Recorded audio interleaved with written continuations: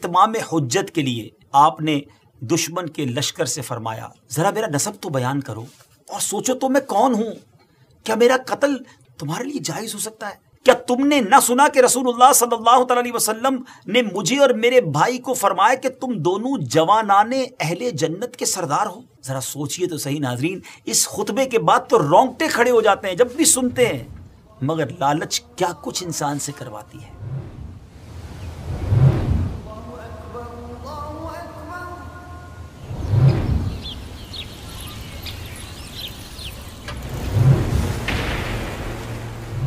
السلام علیکم ورحمۃ اللہ وبرکاتہ۔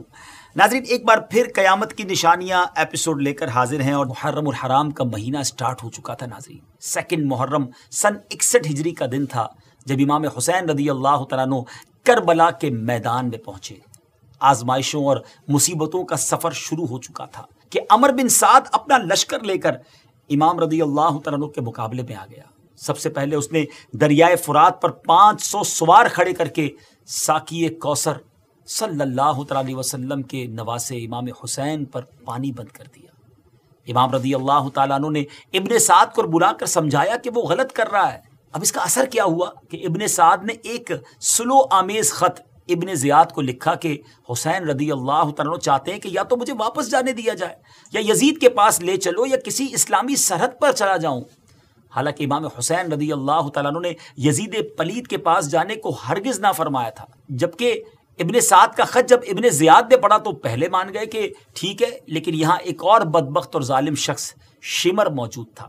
اس کے بھڑکانے پر ابن زیاد کو جواب لکھا کہ دیکھ، حسین سے میری فرما برداری کے لیے کہے، اگر مان لیں تو یہاں بھیج دے، ورنہ انہیں اور ان کے ساتھیوں کو قتل کر دے۔ اگر تو ہمارا حکم مانے گا تو تجھے فرما برداری کا انعام ملے گا، ورنہ ہمارا لشکر شمر کے لیے چھوڑ دے۔ یہ دن تھا ناظرین 9 محرم الحرام کا۔ ذرا سوچئے، اس قافلے کو خط لکھ کر بلایا گیا تھا، محبتوں سے مہمان بننے کے لیے بلایا گیا تھا، اب پانی بھی بند کر دیا گیا۔ یہ لڑنے تو نہیں آئے تھے، امام حسین تو بار بار کہتے رہے کہ مجھے واپس بھیج دو، مجھے تو خط لکھ کر بلایا گیا، میں ویسے نہیں آیا، مگر ان ظالموں نے نہ واپس جانے دینا تھا نہ پانی پلاتے تھے۔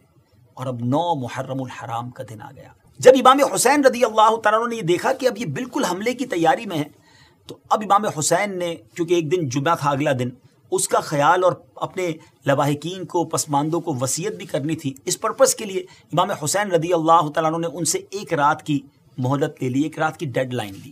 امام حسین رضی اللہ تعالیٰ عنہ اپنے اہل خانہ اور ساتھیوں سے فرما رہے تھے، صبح ہمیں دشمنوں سے لڑنا ہے، میں نے اپنی خوشی سے تم سب کو پرمیشن دے دی ہے کہ ابھی رات باقی ہے، جہاں جگہ پاؤ چلے جاؤ، اور ایک ایک شخص میرے اہل بیت رضی اللہ تعالیٰ عنہ سے ایک ایک کو ساتھ لے جاؤ، اللہ پاک تم سب کو جزائے خیر دے، دیکھو چلے جاؤ یہاں تک کہ اللہ تعالیٰ بلا ٹالے، دشمن جب مجھے پائیں گے تو تمہارا پیچھا نہ کریں گے، یہ میری خون کے پیاسے ہیں، مگر آپ کو چھوڑ کر جانے کے لیے کوئی بھی تیار نہ ہو۔ یہ وفاداری کی وہ عظیم رات تھی کہ ان لوگوں نے کہا کہ خدا کی قسم ہم ہرگز ایسا نہ کریں گے، بلکہ اپنی جانیں، اپنے بال بچے آپ کے قدموں پر فدا کر دیں گے، آپ پر قربان ہو کر مر جائیں گے، اللہ اس زندگی کا برا کرے جو آپ کے بعد ہو۔ ناظرین، یہ بھی تو کلمہ گو تھے، یہ بھی تو نبی پاک کے امتی تھے، مگر کیا عشق اہل بیت تھا کہ حضور آپ نبی پاک علیہ الصلوۃ والسلام کے نواسے ہیں، آپ کے قدموں پر ہماری جانیں قربان۔ اور ایک وہ کلمہ گو تھے جو بظاہر کلمہ پڑھنے والے تو تھے، مگر جو یزید کے پیروکار تھے۔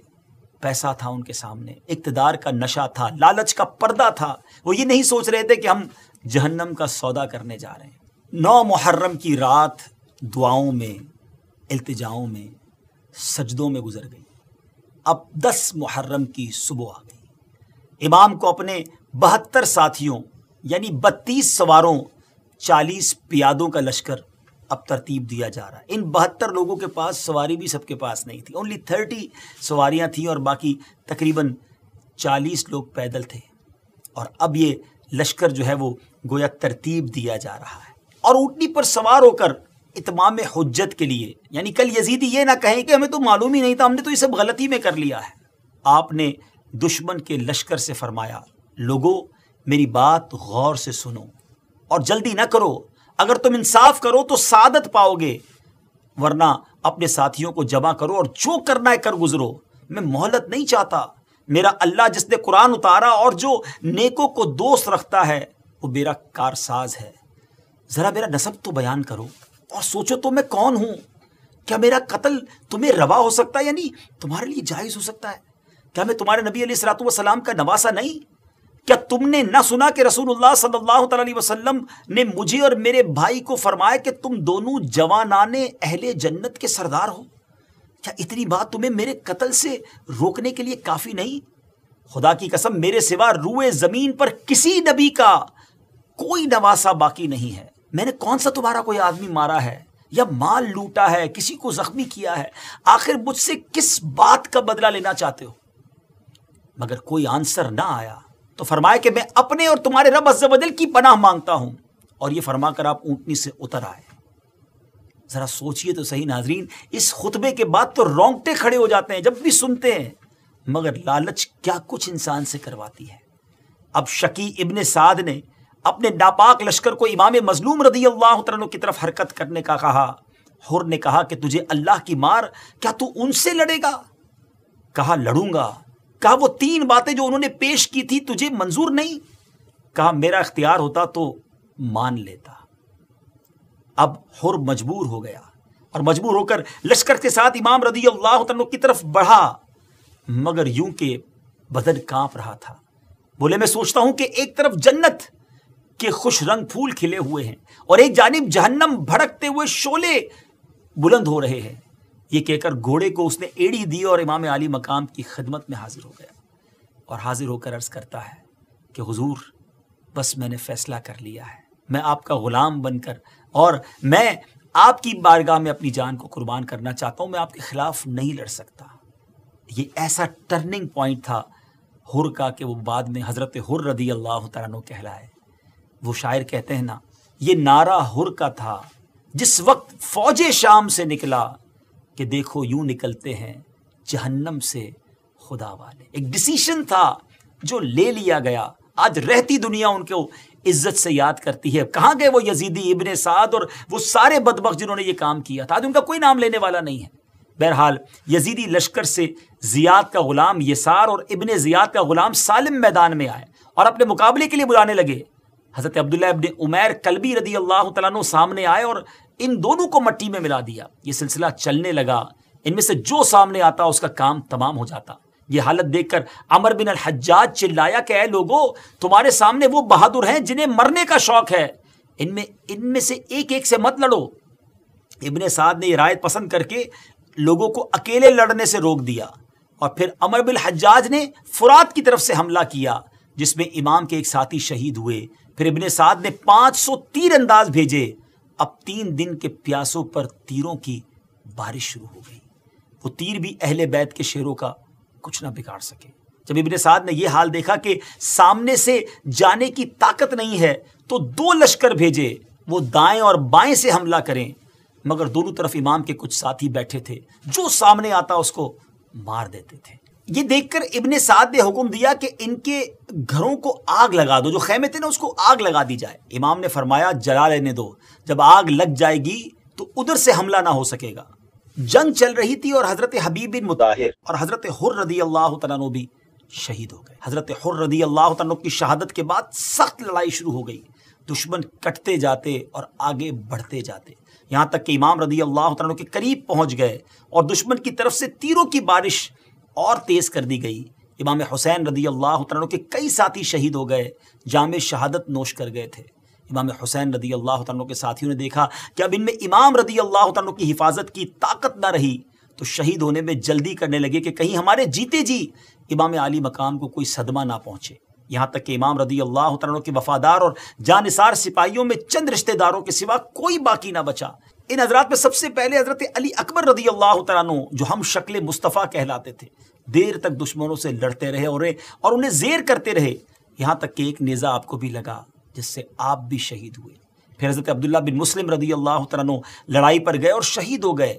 اب دشمن نے چاروں طرف سے گھیرا کر لیا ہے۔ اس میں عون بن عبداللہ بن حضرت جعفر بن طیار اور حضرت عبد الرحمن و جعفر حضرت عقیل کے بیٹوں نے شہادتیں پائیں۔ پھر حضرت قاسم حضرت امام حسن رضی اللہ تعالیٰ عنہ کے صاحبزادے شہید ہوئے۔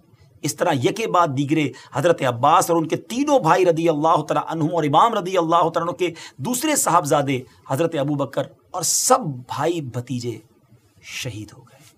اب امام مظلوم رضی اللہ تعالیٰ عنہ الون اکیلے رہ گئے. خیمے میں تشریف لا کر اپنے چھوٹے صاحبزادے حضرت عبداللہ رضی اللہ تعالیٰ عنہ کو جو عوام میں علی اصغر کے نام سے مشہور ہیں ان کو گود میں اٹھا کر میدان میں لائے. ایک شکی نے گود میں ہی تیر مارا اور امام رضی اللہ تعالیٰ عنہ، جن کی عمر ابھی 6 ماہ ہے، ان کا خون زمین پر گرایا اور دعا کی امام حسین نے، الہی اگر تو نے آسمانی مدد ہم سے روک لی ہے تو انجام بخیر فرما اور ان ظالموں سے بدلہ لے.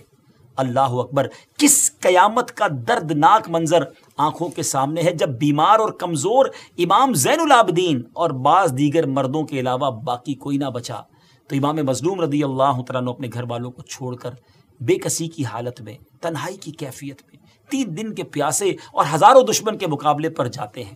چھوٹی بچیاں اور خواتین اشکبار ہیں. امام رضی اللہ تعالیٰ عنہ نے بچوں کو کلیجے سے لگا کر، عورتوں کو صبر کی تلقین فرما کر، آخری دیدار دکھا کر میدان جنگ میں آپ تشریف لے جاتے ہیں. ناظرین ذرا سوچیں یہ کیسا منظر ہوگا کہ امام علی مقام کو کوئی رکاب تھام کر سوار کروانے والا بھی نہیں، کوئی ایسا بھی نہیں جو ساتھ میدان تک چلے. ہاں، عورتوں کی بےکس عورتوں کی سسکیاں ہیں، بچوں کی آہیں ہیں، اور امام مظلوم رضی اللہ تعالیٰ عنہ آگے بڑھتے چلے جا رہے ہیں. امام رضی اللہ تعالیٰ عنہ نے شمر کو خیمہ اتھر کی طرف بڑھتے ہوئے دیکھا تو فرمایا کہ خرابی ہو تمہارے لیے، میرے اہل بیت سے اپنے جاہلوں کو روکو. اب 4 طرف سے امام مظلوم رضی اللہ تعالیٰ عنہ کا گھیرا کر لیا گیا. امام علی مقام داہنی طرف حملہ فرماتے تو دور تک نشان نہ رہتا، بائیں طرف توجہ فرماتے تو دشمن میدان چھوڑ کر بھاگ جاتے. وہ فوج پریشان ہو جاتی کہ کون آیا ہے. ناظرین یہ کوئی اور نہیں، مولا علی کرم اللہ تعالی وجہ الکریم کا خون تھا، اللہ کے شیر کی اولاد تھی. لڑائی لمبی ہو گئی، اس دوران آپ کا گھوڑا بھی جان سے چلا گیا، پھر آپ پیدل لڑتے رہے. ذرا غور کیجیے، آپ 3 دن کے پیاسے تھے، پھر بھی دشمن کچھ نہ کر پا رہا تھا. جب شبر خبیث نے یہ دیکھا تو لشکر کو للکارا، کیا انتظار کر رہے ہو، معاذ اللہ ان کو قتل کر دو. اب 4 طرف سے دوبارہ حملہ ہوا. ایک نے بائیں شانہ مبارک پر تلوار ماری. امام رضی اللہ تعالیٰ اب تھک چکے ہیں، زخموں سے چور ہیں. 33 زخم نیزے کے، 34 گھاؤ تلوار کے لگے. تیروں کا تو شمار ہی نہیں تھا. اٹھنا چاہتے ہیں لیکن اٹھ نہیں پاتے. اس حالت میں بدبخت سنان بن انس نے نیزہ مارا. آپ زمین پر تشریف لے آئے اور سنان مردود نے خولی بن یزید سے کہا کہ معاذ اللہ کا سر کاٹ لیا جائے. اس کا ہاتھ کانپنے لگا. سنان نے خود گھوڑے سے اتر کر نبی پاک علیہ الصلوۃ والسلام کے جگر پارے 3 دن کے پیاسے رضی اللہ تعالیٰ عنہ کو ذبح کیا اور سر مبارک جدا کر لیا. اس پر بھی صبر نہ آیا، ابھی عداوت کی آگ نہ بجھی تھی. اہل بیت علیہ رضوان کے خیموں کو لوٹا، تمام مال و اسباب اور نبی پاک علیہ الصلوۃ والسلام کی صاحبزادیوں کا زیور تک اتار لیا گیا. کسی بی بی کے کان میں ایک بالی بھی نہ چھوڑی. اللہ کریم کی ان جنت کے پھولوں پر کروڑا کروڑ رحمتیں نازل ہوں کہ جن کے صدقے دین اب تک بچا ہوا ہے. شاعر نے پورے واقعے کو گویا ایک شعر میں بیان کر دیا کہ قتل حسین اصل میں مرگ یزید ہے، اسلام زندہ ہوتا ہے ہر کربلا کے بعد. ناظرین یہ تھی یزید کی حکومت میں ہونے والے مظالم میں سب سے بڑا ظلم. دنیا میں تو وہ اس کی سزا پا چکا. اللہ اس بدبخت کو اس کی بدترین سزا دے اور ہمیں اور ہماری نسلوں کو اہل بیت کی محبتوں کے جام پلائے اور جنت میں ان کا پڑوسی بنائے. یقیناً یہ واقعہ جب بھی سنتے ہیں دل غمگین ہو جاتا ہے. اہل بیت اطہار کی قربانیاں یاد آتی ہیں. نانا کے نواسے نے دین کے پرچم کو سر بلند کرنے کے لیے اپنی جانیں قربان کر دی. انشاءاللہ اگلے ایپیسوڈ میں ایک اور قیامت کی نشانی لے کر حاضر ہوں گے. دعاؤں میں یاد رکھیے گا. صلو علی الحبیب. If you like, please hit the like button and subscribe our channel, dear Islamic brothers.